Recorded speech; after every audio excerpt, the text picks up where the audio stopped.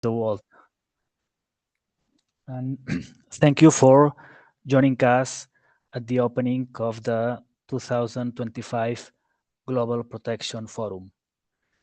This is our annual chance to connect as a protection community, and I'm looking forward to a lively discussion today that will set the stage for a week of engaging sessions. It is fantastic to see so many participants from all over the world joining us online. Thank you to all of you for taking the time of your busy schedules to be here today with us.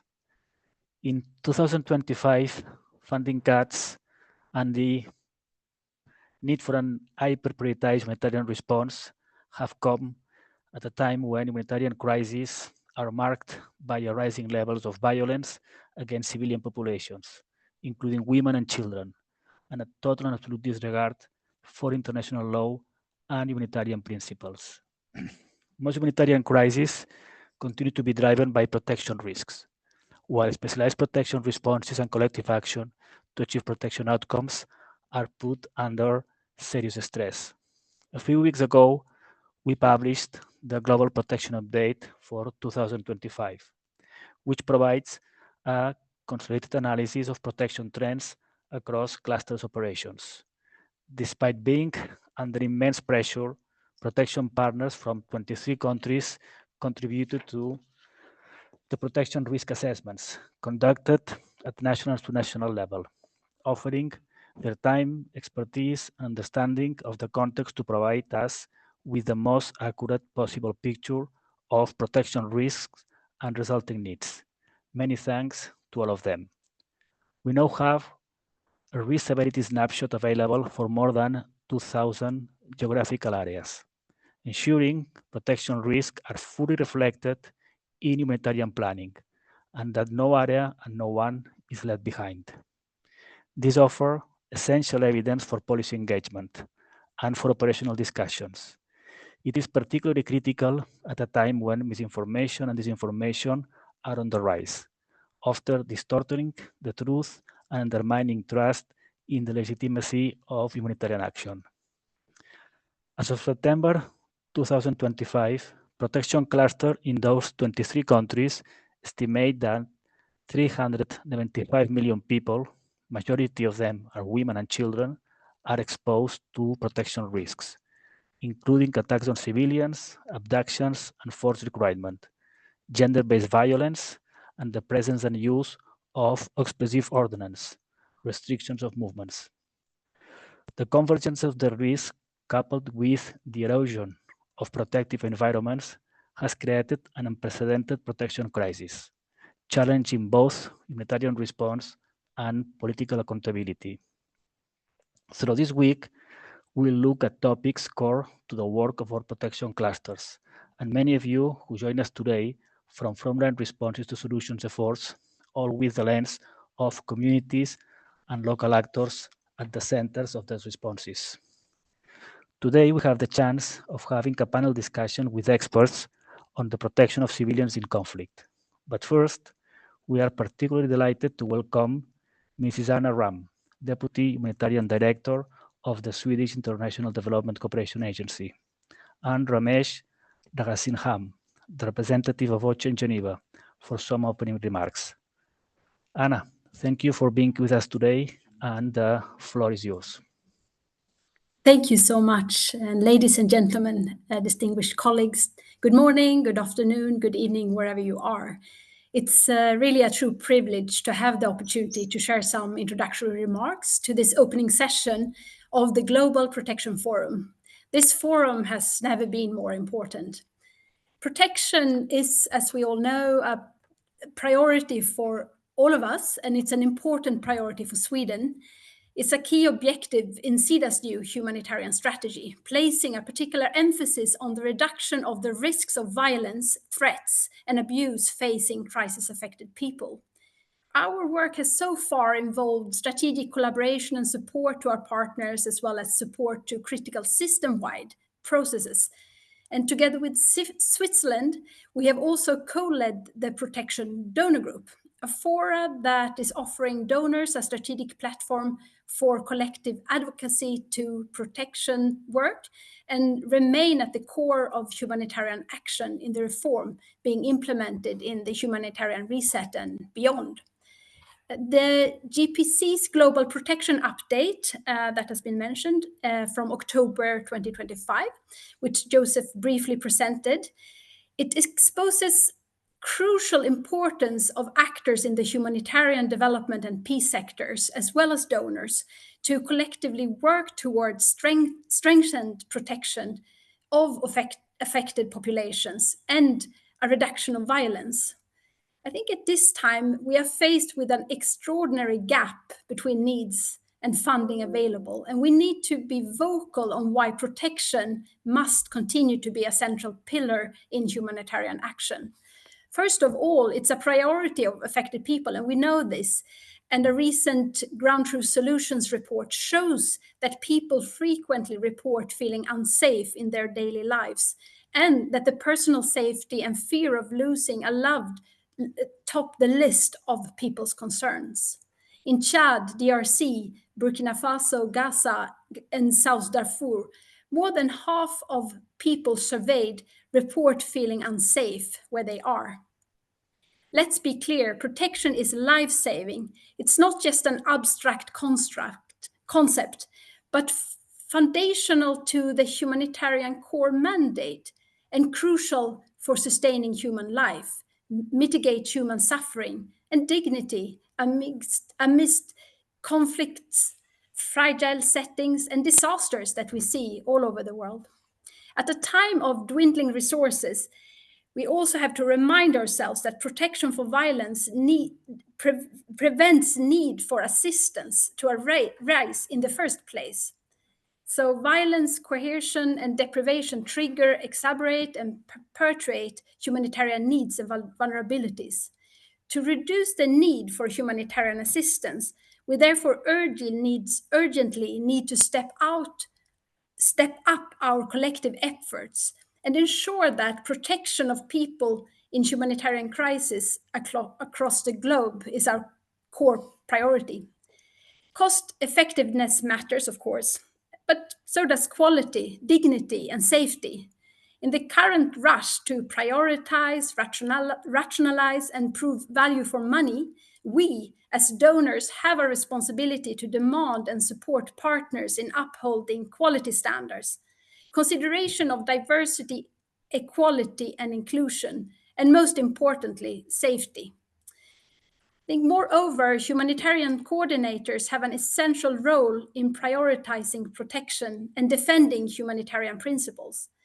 They must therefore have the necessary experience, expertise, capacity, and support to both engage in humanitarian diplomacy and lead the work of humanitarian country teams in prioritizing protection for affected people. Also, senior leadership is needed to drive change throughout the system. The prioritization of protection needs to be driven by senior humanitarian leadership, ultimately emergency relief coordinator and IASC principles, which I'm sure my colleague Ramesh will touch upon in a minute. Donors play a critical role in both supporting and holding the system to account at all levels. Last week, SIDA and colleagues from the Ministry for Foreign Affairs gathered for a 3-day seminar where we had the opportunity to listen to high-level humanitarian leaders and experts in the humanitarian system and to discuss some of the major challenges that we are facing today and how we as a donor can contribute to address them. Protection was at the very heart of this seminar. It included strong emphasis on the importance of strengthening compliance and respect for IHL and other normative frameworks for the protection of crisis-affected populations, including strengthening engagement in humanitarian diplomacy, as well as the importance of ensuring centrality of protection in humanitarian action and protection against protection analysis being critical to the prioritization process and the development of humanitarian interventions that effectively protect people from violence, coercion, and deliberate deprivation.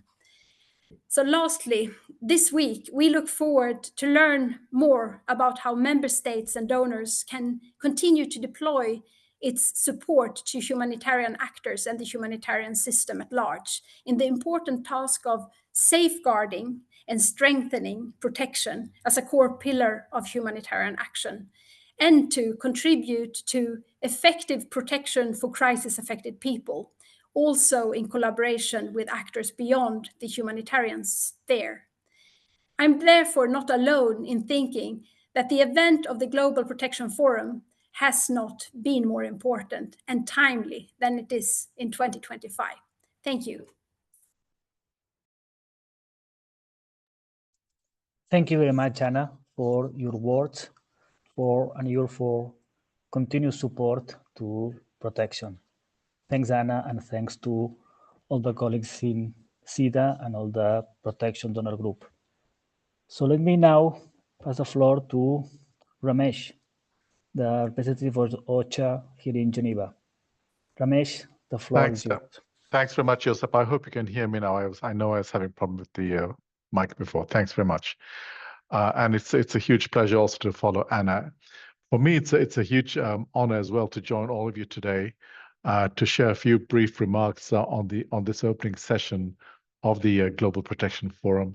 I was a member of the initial protection cluster when it was formed about 20 years ago, and it's great to have this opportunity to come back and to speak to you. Let me get straight to the point. As we are seeing today, as we're witnessing today, change is inevitable in this world, and particularly so in our sector. It's precisely in these moments of flux, of uncertainty, that we have to be steadfast to the fundamental norms, principles, and values that underpin our shared humanity and your work. And you are at the center of our work in that sense, because you have to frame that humanity within our work. And protection is at the heart of humanitarian action. It's an essential component of the reset, the humanitarian reset, which has captured, in particular, there are 4 Ds, and that's define, deliver, devolve, and defend. And in particular, under 2 of these Ds, which has been elaborated by the Emergency Relief Coordinator, protection is a key element in this. And the first one is to defend. How do we unequivocally uphold our humanitarian principles, make sure there's consistent application of international humanitarian law and human rights law that is impacted by the crisis. There needs to be consistent messaging on protection and more shared advocacy on the protection of civilians. And then in the second D, which is deliver, where we are going to reimagine the way in which we work to be more effective. We need coordinated principled humanitarian action with the protection of women and girls at its center, and you have to actually deliver that. You have to frame it. You have to be bold and courageous in taking the tough decisions on that. Tom Fletcher, the Emergency Relief Coordinator, is clear on this. Protection must be prioritized in our humanitarian response. It should not be sidelined, and I can only refer you to, I think it was April briefing to the Security Council on Gaza. The briefing he did earlier this month on Sudan reflects his ambition on that and his prioritizing of protection. But in those 2 same places, in Gaza and Sudan today, even if we in the humanitarian sector had all the resources and the measures in place to fulfill protection commitment in our response, we would still see excessive suffering, horrific suffering, because the parties to the conflict are not responding, are not respecting their obligations. And those that support them or continue to support them. So echoing what Anna's just said, centrality of protection, or the responsibility and contribution the humanitarian system has to advance protection outcomes in crises, especially in conflict, is crucial, it's critical. At the same time, it must not be used to dilute or distract from the conversation on the responsibility of conflict parties and those who influence them to ensure that international humanitarian law is respected and civilians are protected. So do shout out from all the turrets, IHL and human rights law. We need to reframe, make sure that we come back to that framework as well. So this forum now is taking place against a backdrop of, I would say, unprecedented violations of international law in the last 20 years. The interpretations of legal obligations to protect civilians are increasingly selective or permissive and hugely worrying, including from people who used to be the champions of this. Around the world, civilians are paying the price for political failure and the erosion of international humanitarian and human rights law. From Gaza to the Sudan, from Ukraine to Myanmar, too often wars being waged with no limits, and civilians are left without protection to bear the brunt of conflict. And these laws are being applied selectively, which is really going to have an impact on our future. The surge in fatalities among humanitarian workers is also a barometer in this disregard. In 2024, we had the deadliest year on record with more than 360 humanitarian killed in 20 countries. So what we are witnessing today is not just a crisis of compliance, it's a hit on the rules-based system, but it's a crisis of humanity. Some states are stepping away from humanitarian disarmament treaties, undermining international humanitarian law and the minimum of humanity during wartime that it seeks to ensure. And we also face a changing battlefield linked to rapidly evolving technologies, including cyber operations, artificial intelligence, and autonomous systems that generate specific concerns for the protection of civilians and challenges for compliance with international law. There's an urgency for member states to step up to the protection of civilians and respect for IHL. In most conflicts, civilian harm could be significantly reduced if parties complied with their obligations under these instruments, and if member states use the full range of tools at their disposal to ensure the respect for international humanitarian law, including through diplomacy, political pressure, responsible arms transfers, or hopefully no arms transfers, and cooperation in pursuit of accountability.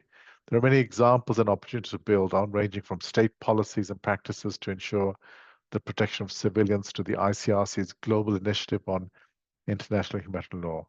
So in closing, I want to thank all of you, the Global Protection Cluster and its network of local, national, and global partners for your courage and your tireless commitment. I do consider your cluster to be leading in showing the way in going forward for all the other work that we do.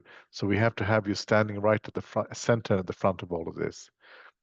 But I want to leave you with a thought, and we have to navel gaze a bit.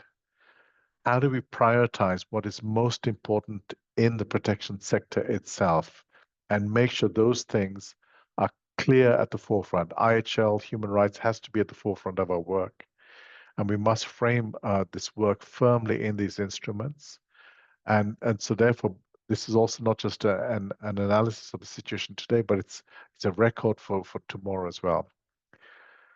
So do use this opportunity of the forum to challenge ourselves, faced with fewer resources as we see throughout the sector. We have to reduce our processes and work together towards visible, practical changes that reduce harm to civilians and matter to those who need it most. So we have to show this and not to just talk about it. You've done a fantastic job. I wish you all the very best in taking this forward and to being at the forefront of our work. And I wish you also a very productive Global Protection Forum. Thanks very much. Thank you very much, Ramesh, for joining us today and all the continued support from OCHA to the protection class and the protection sector. Thank you very much, Ramesh.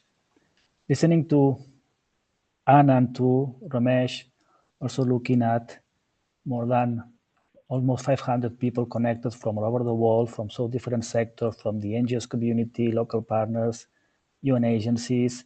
I think that, Anna, you are totally right when you said that this year, more than ever, the Protection Forum was needed.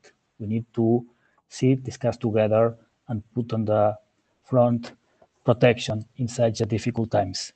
So thanks very much, Anna and Ramesh, for setting the scene and for a great segue to open the panel discussion on the challenges of and opportunities to uphold international law and protection of civilians.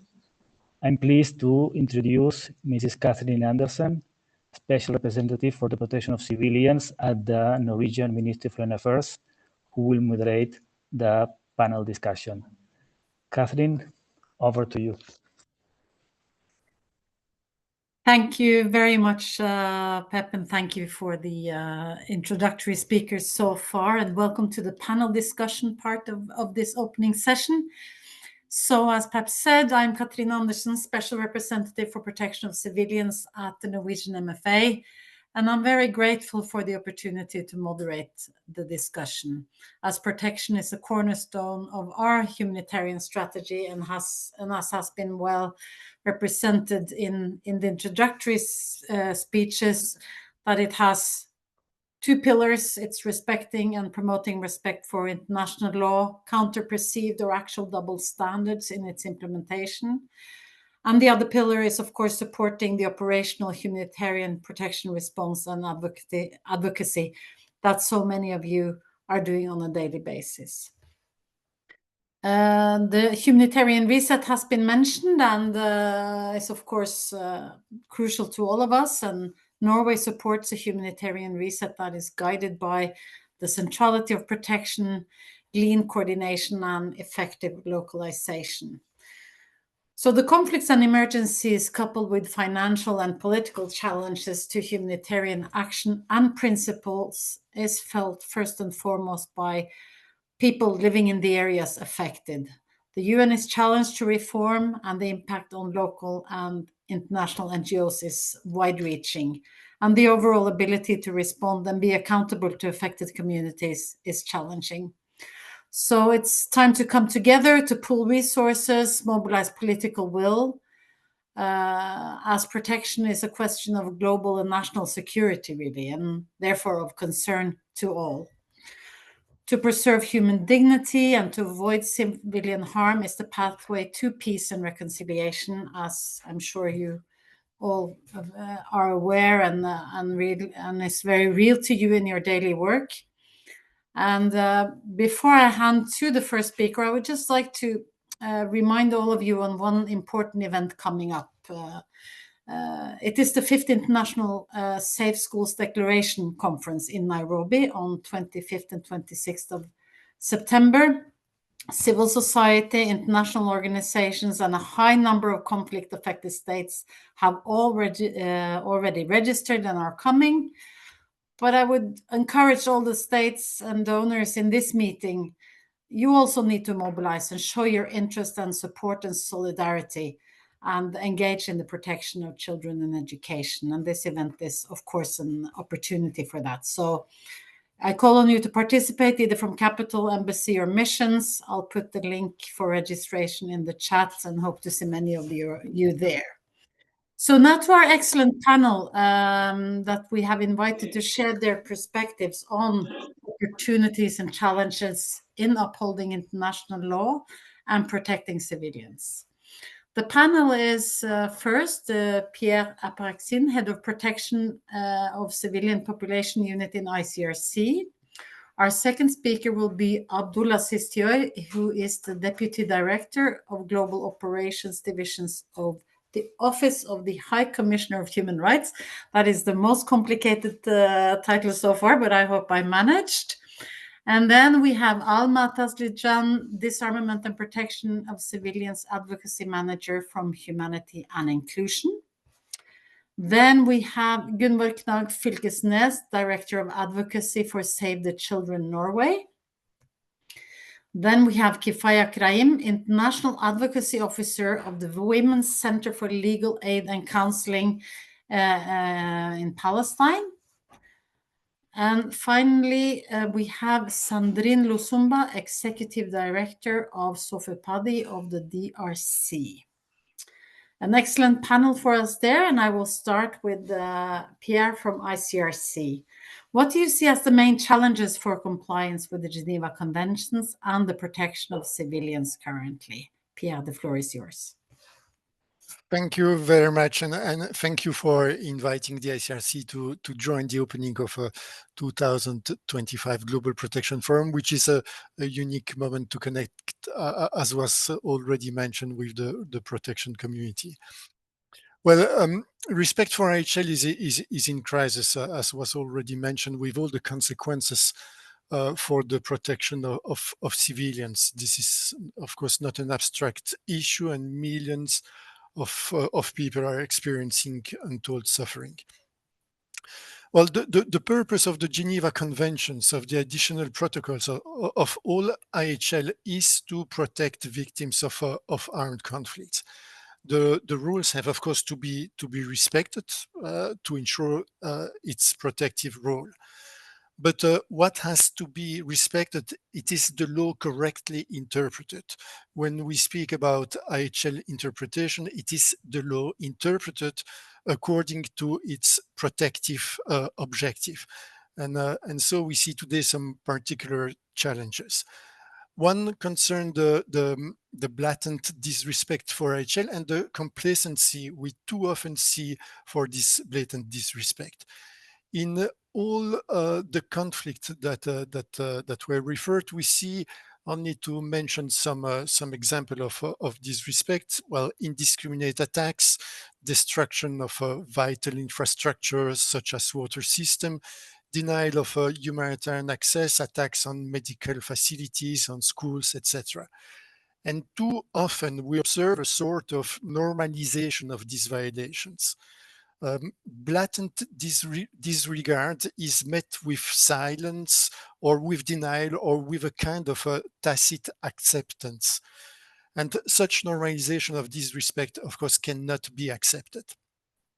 Observable double standards in what is perceived as a violation further weakens faith in the law. Another major challenge is linked to permissive interpretation of IHL when violations are portrayed as compliance. When states assert interpretation of IHL not with the aim of protection as the Geneva Convention require, but with the goal of enabling certain operations that hollow out its protective purpose. For instance, when a civilian infrastructure is simply reclassified as military objective, for instance, when certain groups are excluded from the protection they are entitled to, for instance, when cyber operations are claimed to be unregulated. Instead of being interpreted to protect civilians, the absence of clear violation is sometimes invoked to justify a level of death, injury, destruction that is precisely what IHL intends to avoid. Also highly concerning are steps taken by some states to withdraw from cornerstone treaties such as the Anti-Personnel Mine Ban Convention or the Convention on Cluster Munition, as well as the Rome Statute. These treaties play a vital role in reinforcing the protective framework of IHL. So for decades, we had been in a process of building a more protective legal framework, whereas now we are struggling to hold it together and to stop backsliding. And this during a time of great uncertainty, of tension, a time when states should in fact be reaffirming the protective framework. If states do not act now, the brutality that we see today in conflicts risks becoming the baseline for conflicts tomorrow. As humanitarians, we need to stand up for this protective framework and insist on its capacity to make a difference for people in armed conflict. If I may share maybe a small sliver of light, it is maybe important to note that we have also seen some states using the regular mechanism of international law to ask courts to uphold the law and civil society using domestic courts. It's easy, of course, to overlook, but it is an important signal that there's still reason to keep working to uphold the law for the protection of all the victims of the conflict. I will stop now, and I would be happy to come back later with additional development. Thank you. Thank you very much, Pierre. Interesting perspectives there on how citizens are taking, moving forward as well. Now to Aziz from the OHCHR, from coordinating the protection clusters in both Gaza and Haiti. What are the key patterns of violations you have observed, and what do they tell us about the broader trends? Thank you, Catherine. Can you hear me? Yes. Okay. No, thank you very much, and thank you, Pierre, for setting the scene. I think, OHSR is the coordinating the cluster protection in Gaza and OPT, and we do it also for country settings where OHSR is not present. But we have chosen to put the focus on Gaza and Haiti. In Gaza, this goes without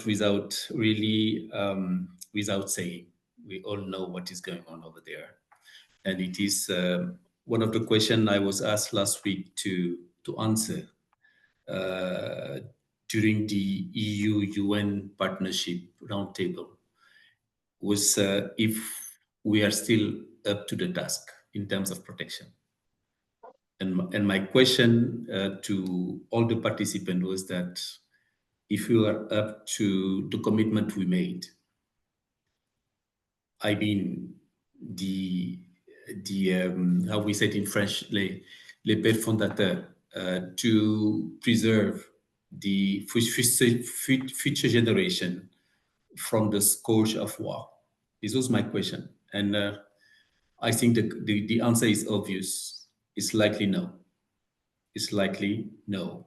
We have, of course, done our best, but if we look at the shortcomings we see actually, the attacks against the human rights, the pushback against the humanitarian principles and so on, the lack of access, the atrocities we have seen actually mushrooming from, as Ramesh has said, from Sudan to Haiti, from Haiti to Gaza, and so on.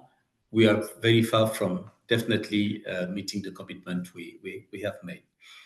So the situation in Gaza, the patterns of violations are well known, well documented. War crimes, atrocities, to not say genocidal actions, to just paraphrase my High Commissioner and also Tom when he really briefed the Security Council. But my High Commissioner was really very blatant in saying straightforward by saying that really we have seen what could definitely amount to genocidal actions. So to speak, same. The focus is actually on Gaza, but beyond Gaza, we have the West Bank.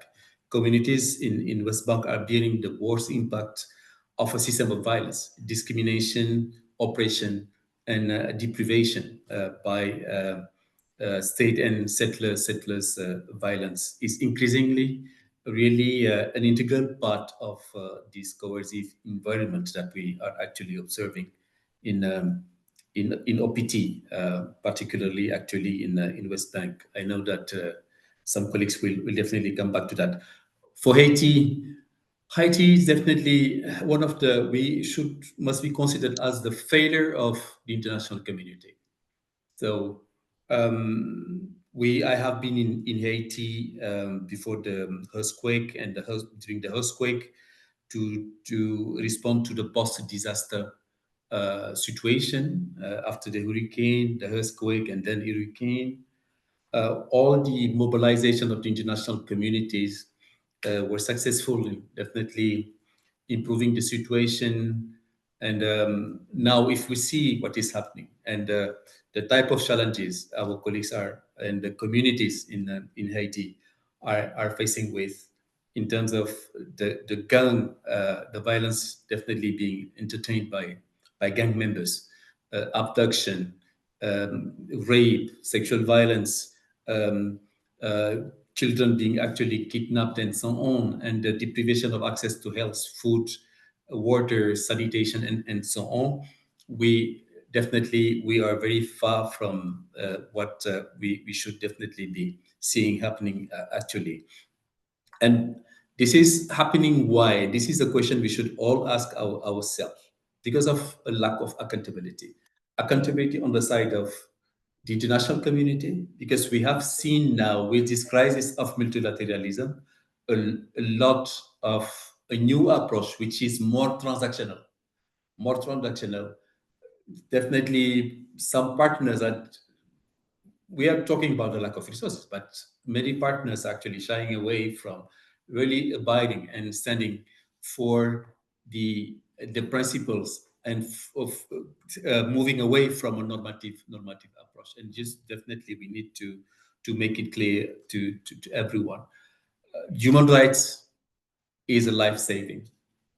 Humanitarian action is a life-saving. We need definitely, because the analysis we undertake, the engagement with local partners, human rights defenders, youth and grassroots communities, and particularly women, is key to definitely leveraging and mobilizing all the existing resources to equip these first responders to abide and make sure that and reaffirm the centrality of protection in the humanitarian response. And this is where I think the humanitarian reset is a huge opportunity to move from a challenge that we could transform to an opportunity to work and make things differently. There is a paradigm shift today that requires us to adjust by investing a lot in equipping our partners in the field, the national human rights institutions,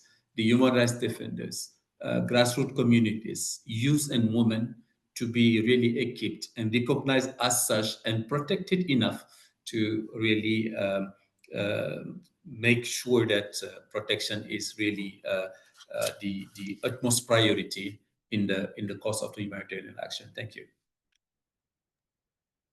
Thank you very much for that, and thank you for focusing both on the parties to conflict and their responsibility, but also the strength of the local communities in this reset and empowering them.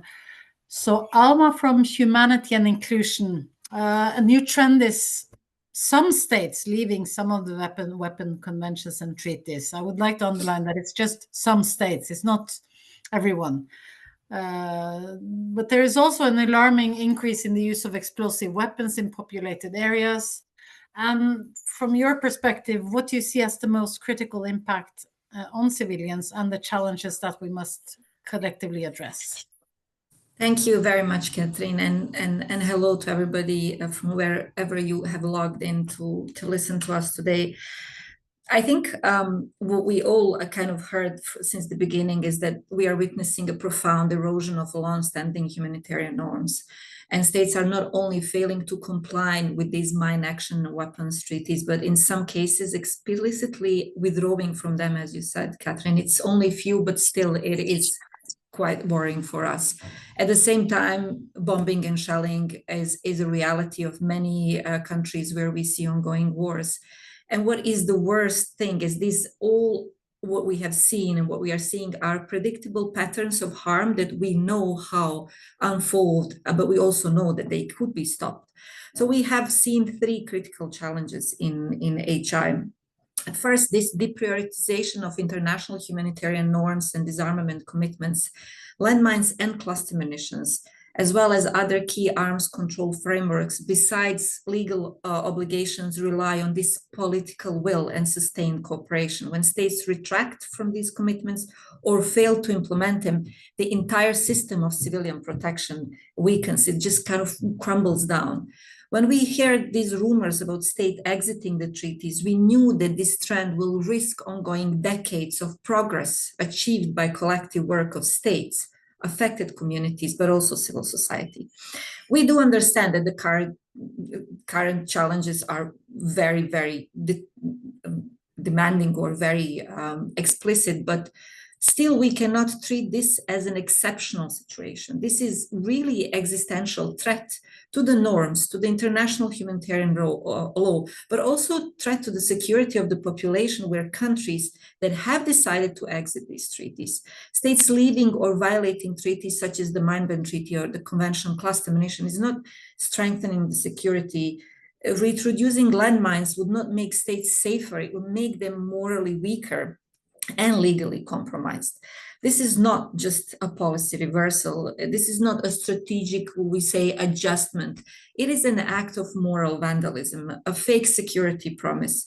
It tells the world that the suffering of civilians, of children, of farmers, of people who went nothing but peace is negotiable again. What we see also is, as a second challenge, is this normalization of civilian harm from explosive weapons. Urban warfare has become this default mode of conflict, yet military practices have not adapted to protect civilians. This widespread use of heavy, large radius weapons in cities result not only in killing and injuring civilians, but destroying essential infrastructure and creating long-term barrier to recovery. This harm is foreseeable, yet too often it is still dismissed as inevitable but byproduct of a conflict. And this brings me to the third challenge. We still remain basically underdressing this destruction of civilian infrastructure and how that reverberates through the civilian life immediately, but also through the generation. Destruction of water systems, hospitals, energy grids, schools, housing traps communities in cycle of vulnerability. Explosive ordnance contamination prevents safe returns and blocks access to farmland and livelihoods. Survivors face lifelong physical, psychological, and socioeconomic challenges. Yet humanitarian responses are frequently short-term and insufficiently linked to the broader recovery and development frameworks, because there are so many challenges that we are facing right now.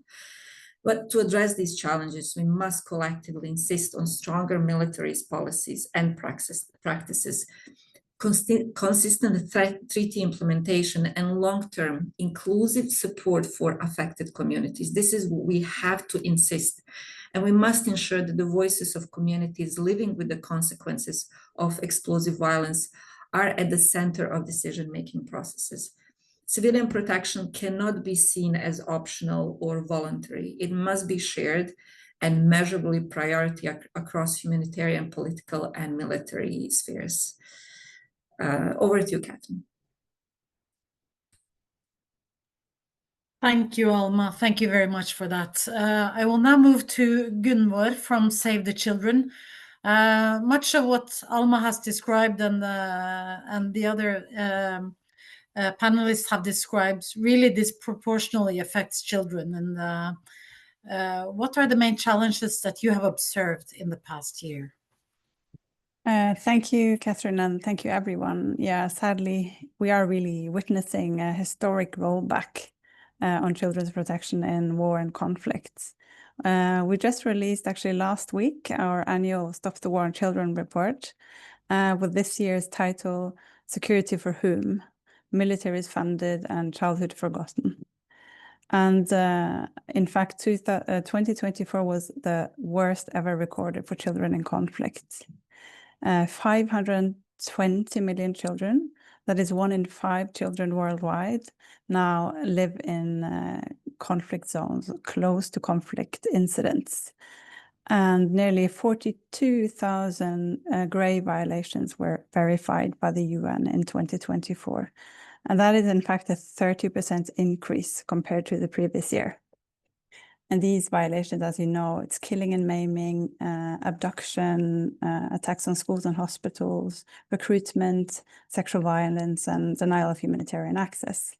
And also, if we look at the trends from 2010 until now, we also see that the number of children living in conflict zones has increased by 60%, while the number of children being exposed to grave violations has actually increased by 373%. So this discrepancy tells us a lot about the erosion of international norms we're witnessing now. I think the previous speakers have talked about sort of the drivers behind this worsening trend, but let me just quickly also go through what we believe are the main drivers. First of all, there's this changing nature of conflicts. We see that today's wars are more fragmented, and they are increasingly happening in more populated areas. This is what research tells us, and also they last longer. And the longer a conflict lasts, the more probable it is for children to be exposed to grave violations. And also we see this race to the bottom because there has been an increase in armed groups fighting each other, which also results in a race to the bottom where actually violations against children has become a tactic of war. Secondly, as you all mentioned, there's this erosion of international norms. And also, let me just add to that, and that's sort of the international system for accountability, including the UN's Children and Armed Conflict mechanism, is under strain. And we are really worried that with the humanitarian reset, this mandate will be further weakened. And also to mention, with this report that we released last week, we also looked into weapon export. And sadly, we see that the export of weapons continues to happen to the parties in conflict that are listed for grave violations. It's not only happening, but it's increasing. And this also needs to stop. The third trend is the global crisis in funding and political will. We've seen a deep cuts in humanitarian and child protection budgets this last year, as we all know. And this is exactly at the time when children need the protection the most. And in many places, we see that case management, psychosocial support, and monitoring has been suspended overnight because frontline staff were laid off. And also, worrying trend is that the military spending is record high now. And if we compare that to the amount spent on peace building and peacekeeping, it's shocking. It's only 2% of the security budget that goes to peace building and peacekeeping. There's a huge imbalance there that we need to challenge. So all of this means that there are fewer people on the ground to document violations, fewer safe spaces for children, and less accountability for those who break the rules of war. And so, yeah, children are not only disproportionately being affected in conflict, they are also being failed by a system that was meant to protect them. And unless we act now to both safeguard the children and armed conflict mandates, protect funding for child protection, and put accountability back at the center, we really risk losing a lot. Thank you. Thank you very much, Gunvor. I mean, what you're describing is really a traumatized childhood and a lack of hope for the future for many children. And Kifaya, who represents the International Advocacy Office, who is an International Advocacy Officer at the Women's Center for Legal Aid and Counseling in Palestine. What have you seen over the past 2 years in terms of the types of violations committed against civilians and maybe particularly women and girls? Thank you for having me, and thanks to all the colleagues who have set the scene and had some sort of introduction about the situation in Gaza, specifically in other conflict areas, in which makes you see how similar the kind of violation and how disproportionately women and children are impacted. So my organization have been working on the documentation of Israeli violations against Palestinian women for decades. And so we documented all sorts of violations under the occupation, apartheid, and now genocide. And the kind of violations we see and document would actually depend on where you are, geographically speaking, in the occupied Palestinian territories. If you are born in Gaza as a woman or a girl, you're most likely to have been killed during the genocide, as we have documented over 46% of the fatalities killed by Israel were women. or most likely will be one of the thousands who have been amputated during the genocide. We have also been documenting the reproductive genocide in Gaza and how the maternity wards and 75% of hospitals were targeted within the first month of the genocide. We have also documented how women's bodies were targeted in the genocide as well. Fertility clinics were targeted. Even when we talked about humanitarian aid and the incubators, baby formulas, and all the kind of things that a woman would need to have birth and take care of her baby were denied entry into the Gaza Strip. One of the things also we document is if you were born in the West Bank, the southern part of the West Bank, you're most likely to be a child bride or a school dropout. In most cases, you'd be both, because in most cases, families try to protect their daughters by sending them out of areas that are under constant attacks of settlers, which have been increasing in the past year. Most likely also you'd be sent out of the area by marrying young, and this we have been documenting this trend recently, is when families, like I said, try to protect their daughters by sending her out of the area in which there would be most likely checkpoints and sexual violence at checkpoints perpetrated by Israeli soldiers in such areas. If you're a Bedouin woman or a Bedouin girl, you most likely be one of the 46 communities that have been displaced in the past 2 years only. If you were to be born in the northern parts of the West Bank, you would have been one of the 40,000 Palestinians displaced as a result of Israeli operations in Jenin refugee camp, Tulkarem, and Nur Shams as well. But one of the most the violations that we have documented is most women have in common is sexual violence. We have documented sexual violence in Israeli detention centers in which women are being detained without any charges being brought against them, without any kind of indictment, without any prosecution. These women all have told us about the sexual violence they have endured, including rape, forced nudity, and being forced to be in degrading positions in front of each other while being totally nude. We have also documented sexual violence at checkpoints. We have over 900 checkpoints in the West Bank. These checkpoints, always we have cases of sexual violence being perpetrated against women and girls, in which women are forced to be completely naked in front of soldiers without any reason or any cause for that, and without any documentation of the incidents as well. We have also been documenting settler terrorist attacks on villages and towns, and in addition to that, the settler violence and sexual violence as well in Jerusalem and areas like Hebron, in which schoolgirls have to commute, and they would have incidents with settlers who would grope them and would touch them and sexually assault them in many instances. And the overall impact of that would be on women themselves and girls being denied opportunity of education because their families always want to protect them. So if they're more likely to be sexually assaulted or harassed, they'd rather not send them to school. They would send the boys instead. In many instances, we have documented women losing their livelihoods in such areas. But in the most cases, also we have documented, and that was before October 7th, the sexual violence that have taken place during home invasions. One of the cases was in July 2023, in which Israeli soldiers used dogs to force women in Hebron, in a family, to fully undress and to walk around the house naked for no reason whatsoever. And we have been noticing a trend of such incidents taking part even following October 7th. But what I'm trying to say is these violations have already been taking place before October 2023. And in most instances also, we document how women would never be able to speak about this because of the lack of accountability and because of the social stigma, in which we believe the Israeli soldiers are full aware of the stigma that they use, and they utilize it and exploit it to get away with their crimes and crimes against humanity. To conclude with all kinds of violations, and like I said, it depends on the geographical area in which you are in. Many different types of violations, many perpetrators. You're talking about settlers in areas, you're talking about soldiers in Gaza and the West Bank as well, but we only find the same purpose, which is the complete erasure of the Palestinian people.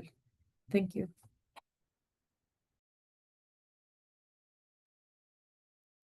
Thank you, Kifaya. It's really unspeakable what is going on, and this targeted dehumanizing of people and degradation of people is is shocking. And Sandrine from DRC, you have seen some of the same types of violence and violations in your communities. What have you documented on that widespread pattern of sexual violence? Merci beaucoup. Merci à mes prédécesseurs qui ont essayé, voilà, de parler du contexte qui malheureusement est vraiment similaire au contexte de la RDC. Merci pour cette opportunité de pouvoir partager l'expérience de notre travail. Je suis Sandrine Lusamba, je coordonne l'ONG Sofepadi, qui a ses activités en grande partie dans l'est de la RDC, une zone vraiment affectée par des conflits armés pendant plusieurs années. Et ces conflits armés sont plus caractérisés par des affrontements réguliers entre deux groupes armés, des déplacements massifs de la population, de violences sexuelles qui est utilisée stratégiquement comme arme de guerre, des pillages, extorsions, arrestations, recrutement d'enfants, kidnapping.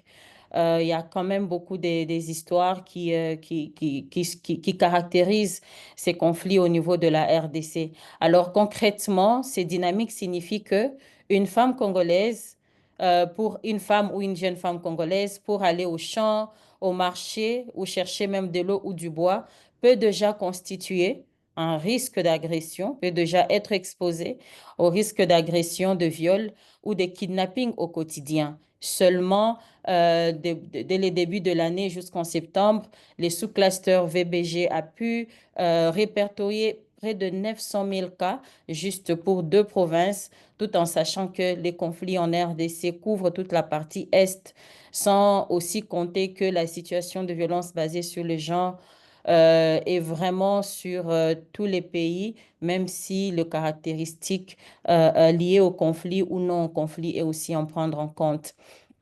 Alors, être une organisation locale, féminine aussi, signifie vraiment travailler dans des contextes de violation systémique où chaque activité doit être ajustée en fonction de l'évolution de la sécurité.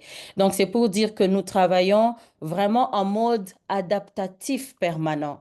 On peut planifier des activités, on planifie les descentes de terrain qui sont soit différées, annulées, parfois prolongées, parce que seulement la route est devenue inaccessible ou carrément les villages a été affecté. Et cela nous affecte parce que on n'a pas suffisamment de fonds pour avoir toute cette capacité de nous adapter. Et en tant qu'organisation de terrain, cela est très difficile.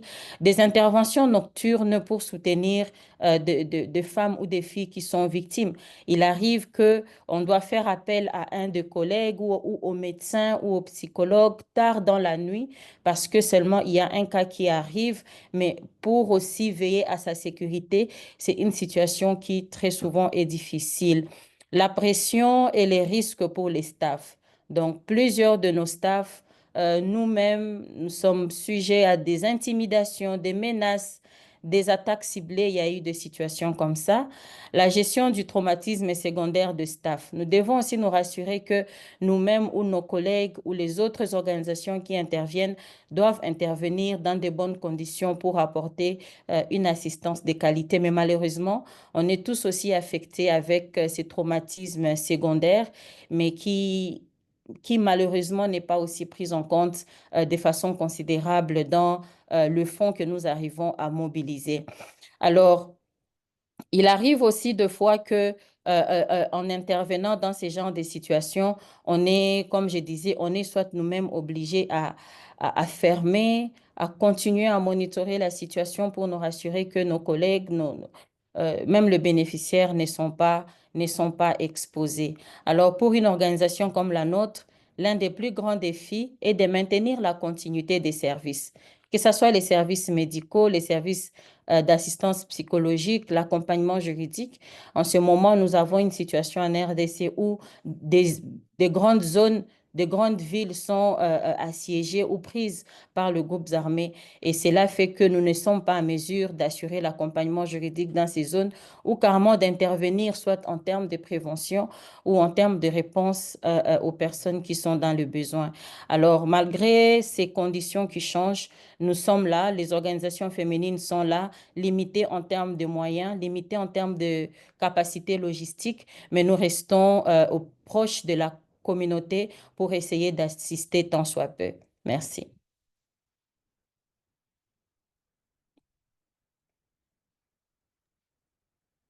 Thank you very much, Sandrine, and thank you also for explaining very well the risk for humanitarians themselves, for your colleagues, and the risks you are taking on a daily basis, and also this challenge of not only gaining access but to have that presence with the communities. And I think that is a challenge that many of you are facing. Alma, can I come back to you to maybe look for some of the opportunities that we have? You were speaking about the explosive weapons, and the second explosive weapon in armed conflict declaration conference is coming up in Costa Rica next week. Are there any opportunities to change this trajectory, to have turn some of the commitments into measurable protection outcomes for civilians? Thank you very much, Catherine, for the question. I'm afraid after listening to both Sandrine and Kifaya, it's very challenging and it's very difficult to give any kind of optimistical resolution or a solution to go forward. So I will try with some of the work that we have been doing on the political declaration, as you mentioned. The conference is happening in a week in Costa Rica, and then we will see what states have managed to do with this instrument. But we believe that there has been indeed some significant progress at the global level, specifically with the adoption of this political declaration against the use of explosive weapons in populated areas. The outcomes of the first international conference in Oslo 2024 gave us already some indication that states are moving forward. The challenge now is moving from these commitments from a piece of paper to concrete and measurable protection outcomes for civilians. We see several important opportunities, and the first one is the adoption of national EVIPA policies and changes in military doctrine. When I say EVIPA, it's a shortcut for explosive weapons in populated areas. States that have already endorsed this political declaration now have a clear pathway to translate into national practices, integrating civilian harm mitigation into rules of engagement, reviewing weapon choices policies, and institutionalizing post-strike assessment. These are some of the practical steps that can dramatically reduce harm on the ground and save not only civilian limbs, but also the infrastructure. The second opportunity lies in strengthening civilian harm tracking and the evidence generation. We have heard just now how data really helps us to measure the impact, but also to call for the accountability. If we are serious about measuring protection outcomes, we need systematic data on casualties, infrastructure damage, explosive ordnance contamination, and long-term impacts on the essential services. This data must come not only from militaries, but also from the humanitarian actors, but also from local communities. When we have these three pillars of data, we can then speak about the evidence that can then enable better policies and accountability. And maybe third, the declaration opens space for constructive dialogue with armed forces. Militaries are increasingly recognizing the humanitarian, political, and operational costs of high level of civilian harm. This creates, I would say, strategic entry point for technical exchanges, capacity building, and joint work on harm mitigating practices. And finally, we, ANHI, led a 2-year rigorous multi-stakeholder process to unpack and operationalize what we call the humanitarian commitments contained in the political declaration on explosive weapons in populated areas. This process brought together states, militaries, UN agencies, humanitarian organizations, legal experts, and crucially representatives of affected communities. And through this series of structured consultations, technical workshops, and evidence reviews, we facilitated a shared understanding of what humanitarian commitment means in practices and how it can be translated into what we can measure as a protection outcome. We have looked into many challenges, and when I say many, believe me, there are so many, but we have narrowed it down to looking into humanitarian access, emergency medical care, risk education, and conflict preparedness and protection. And we looked into intersectionality on how explosive weapons use differently impacts different categories of a population, like women, children, etc. There are dozens of recommendations that I don't have the time to go through here right now, but I will leave the links in the chat to the reports with clear recommendations to states, to humanitarian actors, to civil society organizations, to advocates, survivors, affected communities, everybody who is concerned.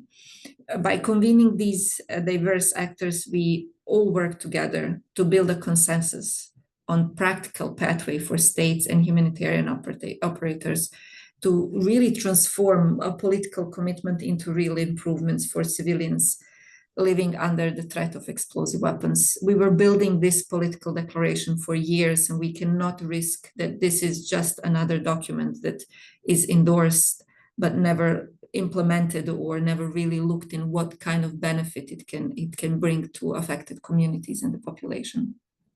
In conclusion, the commitments are there. The opportunities now are vast, and they will ensure that they are translated into safer military practices, stronger national policies, also better data, and meaningful support and assistance for people living with the consequences of explosive weapons. There now we can have only excuses, and we have strong recommendations that states can take on board and make sure that the life of people living in areas that are affected by continuous wars and conflicts are not a humanitarian disasters. There is always a way to work on better and stronger protection of this population.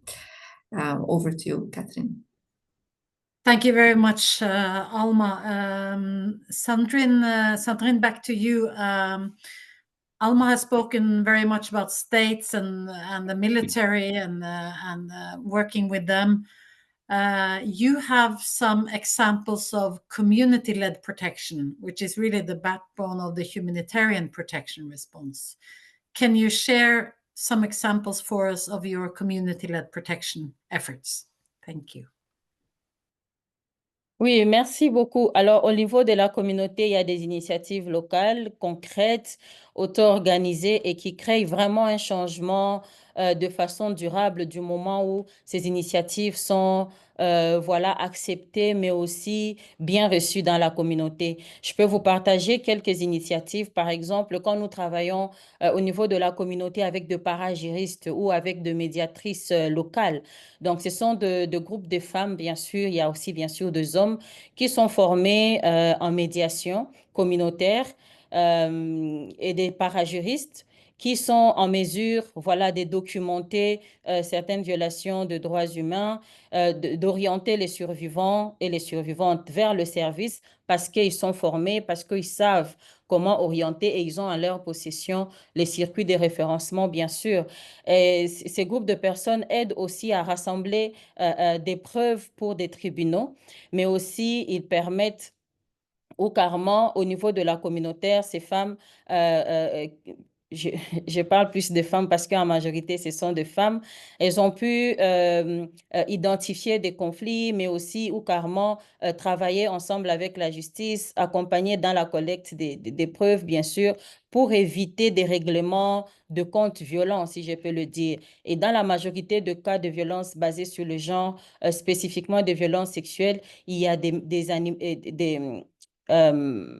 des femmes au niveau de la communauté qui sont formées et qui sont à mesure de faire la médiation familiale afin que cette victime-là qui a été rejetée ou qui n'a plus, ou pour laquelle la famille pense que elle n'est pas victime, ces femmes sont à mesure, voilà, de travailler. Et ce sont des activités pour nous qui se passent sur terrain, et même si nous, en tant qu'organisation, nous ne sommes pas là, du fait que ce sont des initiatives que nous avons initiées dans la communauté et qui sont acceptées, mais aussi pour lesquelles les communautés se sont appropriées.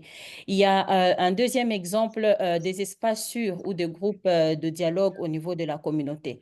Des espaces sûrs, bien sûr, qui sont sur terrain.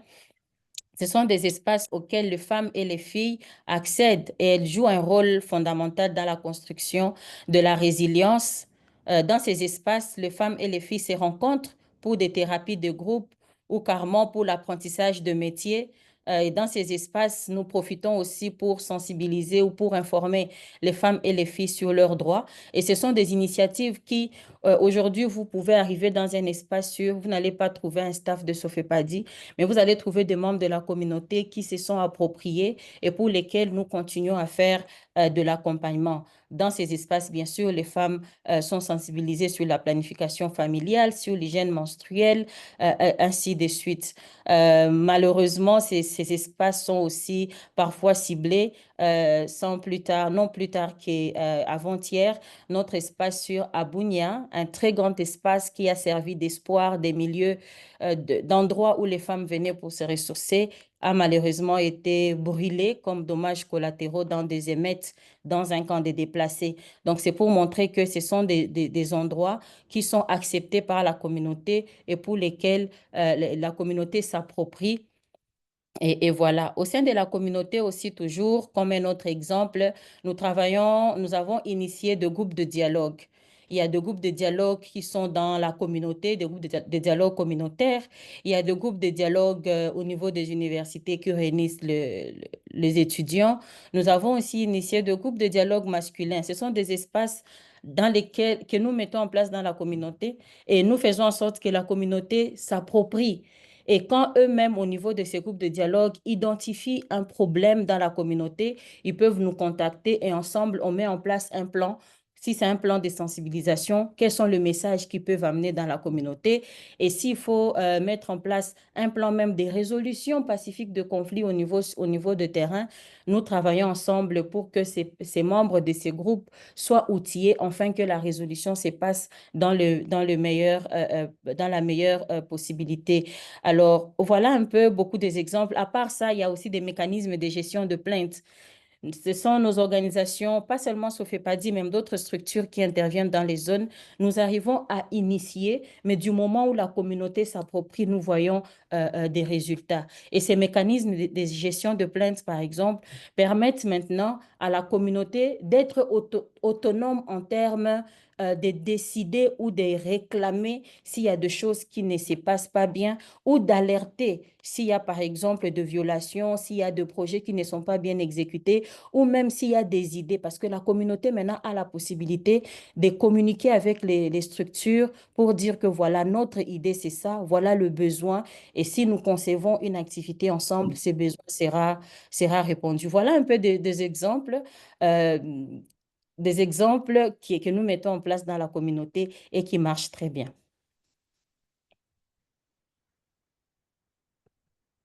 Oh, thank you very much. I think this is very concrete and very practical and very impressive examples of how you can lead in the communities. And this protection forum is an excellent opportunity to share this kind of practice among organizations. Kefaya, reflecting on all your work and building on what Sandrine has shared from the DRC, how do you see locally led initiatives making a real difference in Palestine? Thank you. It's really difficult to talk about the kind of efforts that have been put in place to get accountability without talking about the lack of accountability Israeli forces and settlers have been long enjoying. That has led also in so much arrogance that these soldiers and settlers now take videos and take pictures of their violations and their crimes, and they just post it on social media for people to see with their own real names. It's also difficult to talk about the locally led efforts without talking about the over 300 journalists that have been assassinated, mostly along with their families in the Gaza Strip. Many local organizations have been leading so many efforts to document the violations and to use it for international advocacy and for accountability purposes. But it's also impossible to talk about that without talking about the sanctions that have been imposed on such organizations, either by the Israeli government or by the US government, sanctioning organizations that work with the ICC and sanctioning the ICC itself. Our organization has been documenting, like I said, these violations for decades. We have been talking to women. We have been training women field researchers along the West Bank and Gaza and Jerusalem as well, always trying to talk to women to get their stories and the impact of these violations on their lives. And we have long used that for the reports that have been issued by the Commission of Inquiry. We have provided these testimonies and this documentation to the Commission with evidence-based data, obviously, that we collect. We have also provided that to special rapporteurs on OBT and other special rapporteurs as well. We have also tried to convey the voices of these women to a lot of mechanisms, UN mechanisms in that regard. Many women on the ground, nevertheless, have taken initiative to work on that as well. We have a women-led initiative to regain the withheld bodies of Palestinians. We have over 700 bodies that are being withheld in Israeli custody for years and years. It's not recent. These bodies have been withheld, and they're not allowed a decent burial. They're not allowed any closure for their families, and these women have been leading a lot of advocacy work to regain these bodies and to get more information about the dead Palestinians that are being held in Israeli custody. Many of these women were detained following that. It's also really impossible to talk about these locally led initiatives without talking about the kind of retaliation these women would face if they were outspoken, even if they were to lead such advocacy or support groups amongst each other. We have documented the detainment of over 40 women that we have interviewed. Most of them were detained for their work in human rights and for trying to raise awareness on certain issues. We also know of many women who were stranded from the Gaza Strip following October 7th and following the closure of all the roads here in Ramallah and in other cities of the West Bank, and how the local communities have taken care of these women, have provided them with shelter and with all sorts of education, health needs for the children that they were with them. But it's, like I said, it's impossible to speak without talking about the lack of accountability that has led to so much arrogance and violence that is being committed against any local initiative that tries to provide protection for Palestinians. Even in communities that are being targeted by settlers regularly, we have seen many young groups trying to organize and to provide protection for the farmers, especially in October, the olive season in Palestine. And these efforts and these campaigns, the small campaigns, were the impact of that was more violence against them, because they see that they have more support now, more presence on the ground in such farm areas, and they were targeted even more by the settlers in such regard. But nevertheless, we have also to talk about the organizations, including Al-Haq, PCHR, and Mizan. These organizations have been documenting and have been leading efforts in the ICC as well, trying to get accountability and conviction for war crimes and crimes against humanity in the ICC. And these organizations are being sanctioned again by the US, which renders most of the work at this point really difficult to do on the ground. And many of their employees would obviously be punished in the US, would be sanctioned. If they had any US citizenship, they would be denied any entry into the US in the future. But also these organizations are being punished by the Israeli government currently. And we also have many draft laws that are being discussed in the Knesset that might be approved soon, including the execution of Palestinians who lead any efforts of resistance whatsoever. So it's really hard to talk about these, like I said, efforts without talking about the ground and how difficult it is for these women and men to lead any locally led initiatives to protect their own communities from settler violence and from the Israeli occupation. Thank you.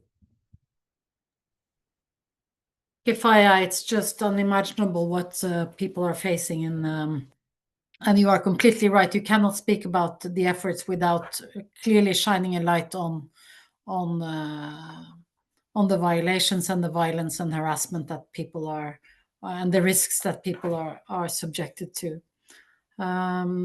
Gunvor, I would like to turn to you, and we are running fast out of time here, so I'm just warning about that. But are there any reasons for or initiatives that you see can give some hope or help us reverse these horrible trends? Thank you, Catherine. It's easy to feel despair when we listen and hear today of the scale of the suffering. But still, I think it's also super important to also talk about the reasons for hope. And I think maybe as Adrien also explained very well, we also see every day the extraordinary courage and resilience from children, families, and local communities who are really surviving the unimaginable. And we also see that change is possible where there is political will and sustained engagement. We know what works. We know that if children are protected, if they are given the psychosocial support and can return back to school, even in times of conflict, they begin to heal. And their sense of safety and hope returns, and that really changes everything. Secondly, we've seen that engagement works when it is consistent and principled. In particular, through the UN Children on Conflict framework, we've learned that sustained engagement with and negotiations with parties to conflict can reduce violence over time. We see that when governments and parties to conflict actually commit to concrete action plans, and they are monitored and they are getting support, we see measurable support. We actually see that in countries where action plans are in place, we see a decrease in violations. We know it's complex, takes time, but we know that it works if it's set in place. And third, I think we've seen, as Alma said, when it comes to the WIPA declaration, but also when it comes to the Safe School declaration, I think those two are examples of leadership and solidarity across regions. The Safe Schools Declaration, over 120 states now have endorsed, and many countries have also integrated the declaration into military training and national policy. And I think maybe as Catherine started talking about the Safe Schools Conference coming up very soon, it's very important that states attend. So this is a call to action for all states attending today to really register and attend the conference, because that's how we ensure progress. We see from research that the Safe Schools Declaration has an effect. The countries that have signed or endorsed the declaration, we see a decrease in attacks on schools. So it works. So yes, we are facing immense challenges, but we also know what works, and we know that progress is possible. If countries commit to accountability, if donors invest in child protection, and not least peace building, and if the international community protects and strengthens the CAC agenda, then we can start to turn this around. The future is not written yet, and we know what works, so we just have to do it. And we need the political will. Thanks. Thank you, Gunvor. Thank you very much for that. And we are fast running out of time, but I will ask the organizers to give us a few more minutes just to give the last two speakers a chance for some concluding remarks. Aziz of OHCHR, where do you see some, can you give us a couple of concrete opportunities where we can link human rights and humanitarian action more strategically? Thank you. I will really second what Kifaya has said, and also and Sandrine.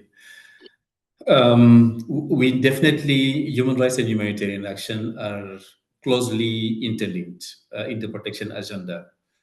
If you want to reverse the erosion of the normative framework and to ensure compliance with IHL, we need to engage collectively.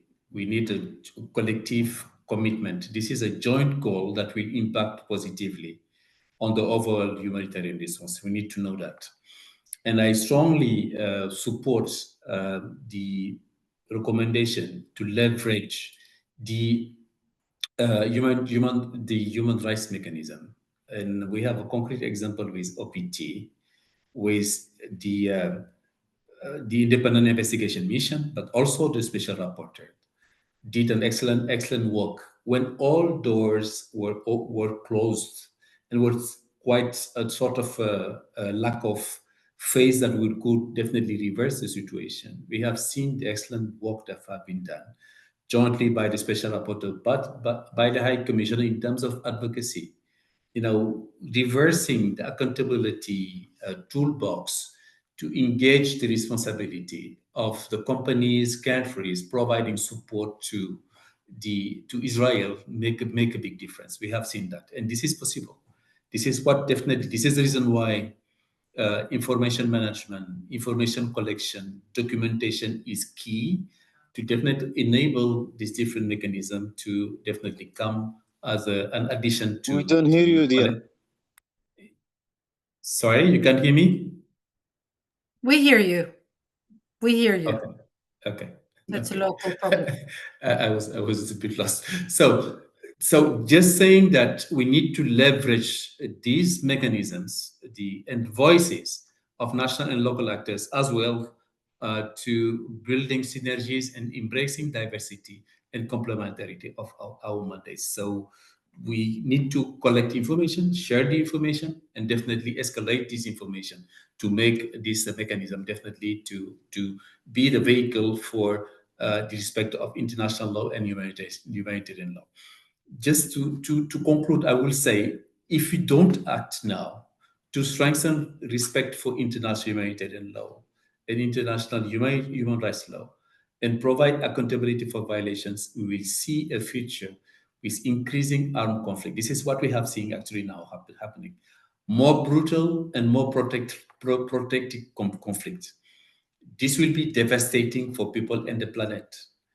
My office will continue to be ready to do its part, including through our field presences. We are working closely with Sophie Paddy and many other entities in the field, including in OPT, Haiti, and elsewhere, by continuing to collect evidence-based information, putting at the disposal of protection stakeholders the entire human rights machinery, support advocacy initiatives, support the collective humanitarian response with our complementary skills, and providing substantive collaboration and technical support to states, civil society organizations, and other stakeholders for compliance with IHL and international humanitarian law in situations of armed conflict, but also in all situations of violence. I thank you.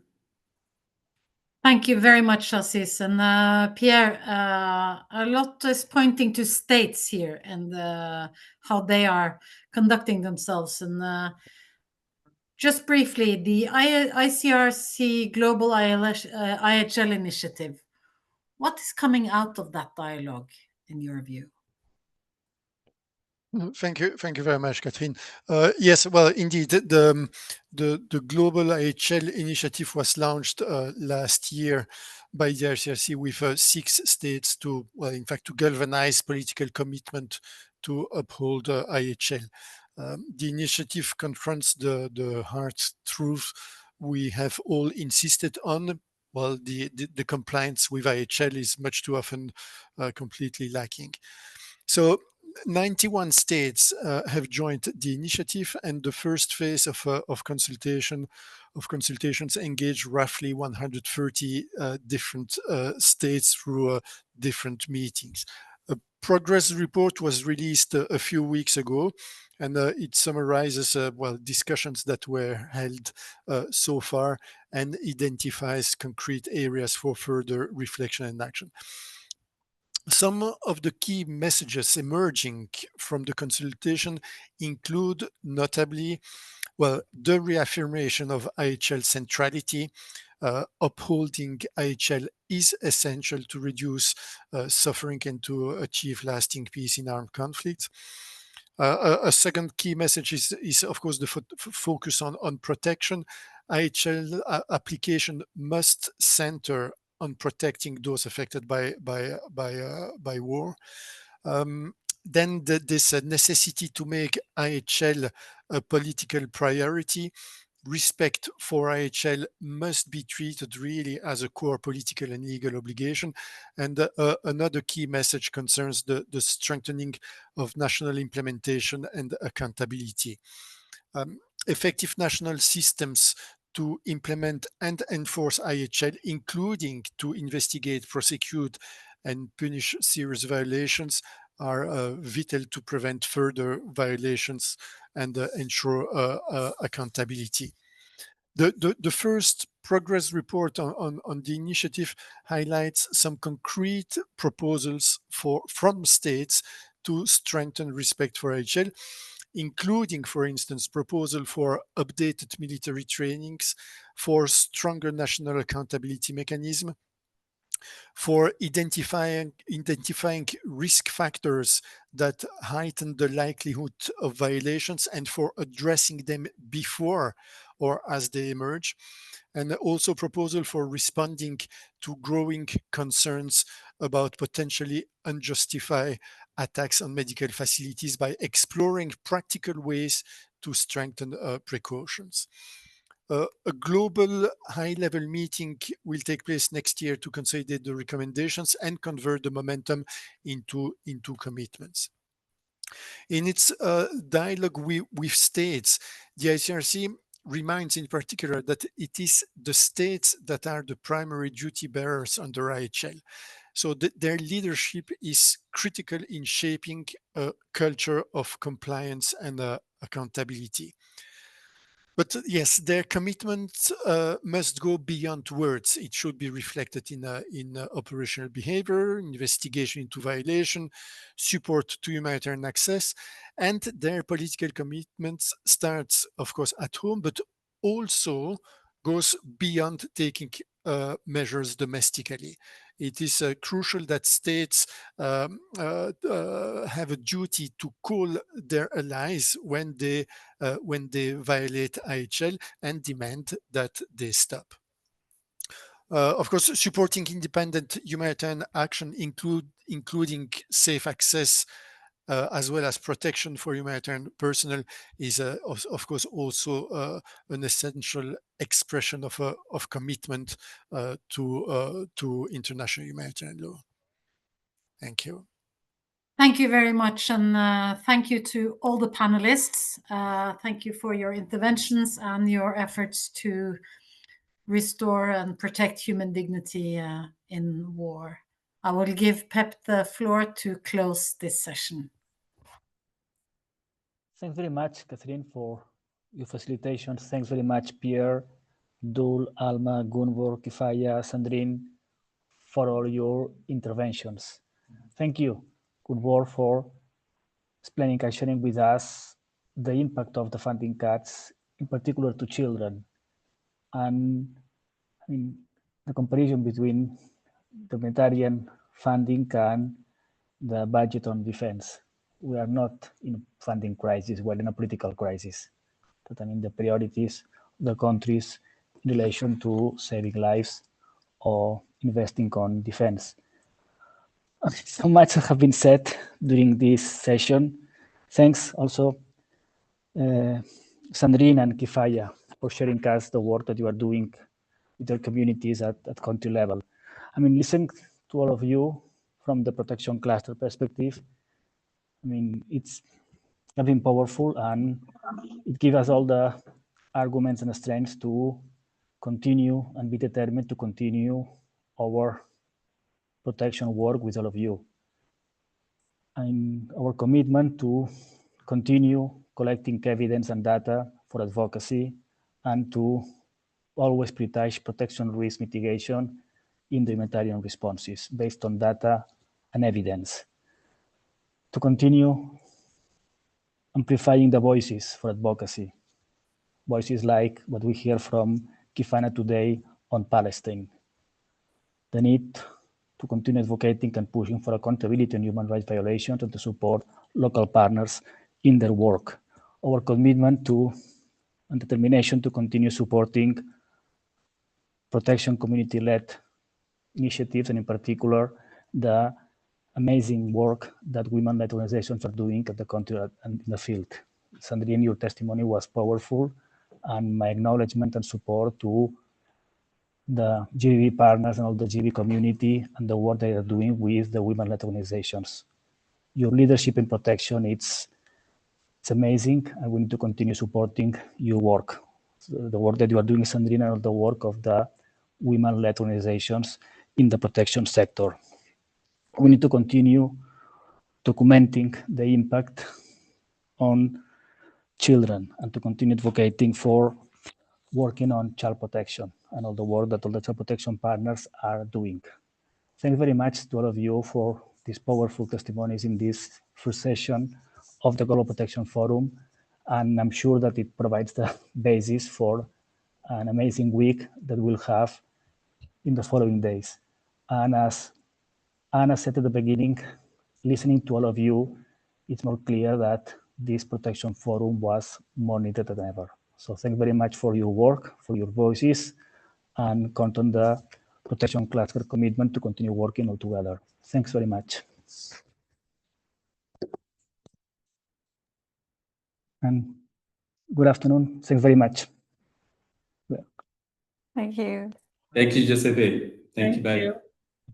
Thank you. Bye-bye. Sandrine, allez, bye, au revoir. Merci beaucoup. Ciao. Merci, au revoir. Ciao. Au revoir. Sandrine, bye bye. Merci. Bye. Bye. Ciao. Bye bye. Au revoir tout le monde. Thank you. Bye bye. Ciao. Thank Au you so revoir much. tout le monde et bon Bye. après-midi. Thank you. Thank you. Au Thank revoir. you. Bye bye. Thank you. Thank you. Bye-bye. Good night, everyone. Have a nice night. Bye. Bye. Bye bye. Thank you. Bye-bye. Bye-bye. Bye. Bye bye tout le monde. Thank you. Oh, yeah. Thank you. Bye bye. Bye. Okay, bye. Thank you very much. Yeah, bye bye. Goodbye. Thank you. Bye bye. Au revoir. Merci beaucoup. Au revoir.